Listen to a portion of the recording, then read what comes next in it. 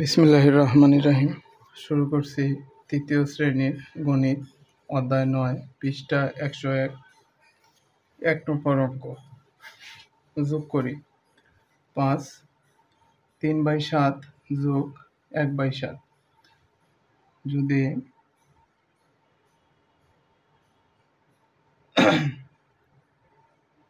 হরগুলো সমান থাকে তাহলে লসাগু আমরা কত নিব?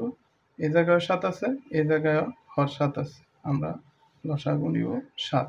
আর উপরে যে লব আছে, লব এই জায়গায় আছে 3 যোগ এই জায়গায় আছে 1 সমান 3 আর 1 যোগ করলে হইতেছে 4, নিচে আছে কত?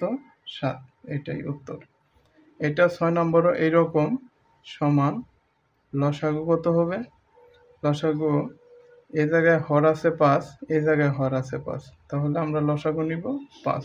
উপরে লব 1 যোগ এই 4, তাহলে যোগ করো 4 আর 1 যোগ করলে কত হইতেছে? 5, নিচে কত? 5। যদি লব এবং হর সমান থাকে, তাহলে কত হবে? 1। উত্তর হবে 1। 7 নাম্বার দেখো, 7 নাম্বার একই অঙ্ক, একই রকম। এ জায়গায় আছে 5/6 যোগ 1/6, এ জায়গায় হর 6, এ জায়গায় হর 6, তাহলে লসাগু কত? 6। উপরে কত আছে?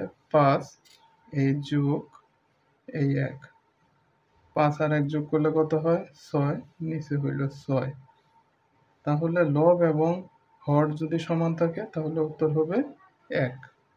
এটাও একই অঙ্ক। লসাগু কত?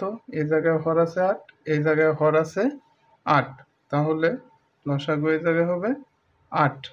তাহলে উপরে আছে 3 যোগ এই আছে 5, 3 আর 5 যোগ করলে কত হইতেছে? 8, নিচে কত আছে? 8। লব এবং হর সমান থাকলে কত হবে? লসাগু উত্তর কত হবে? 1, কারণ 8 দ্বারা 8কে ভাগ করলে 1। ধন্যবাদ।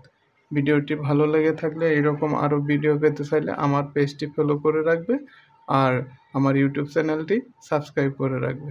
ধন্যবাদ।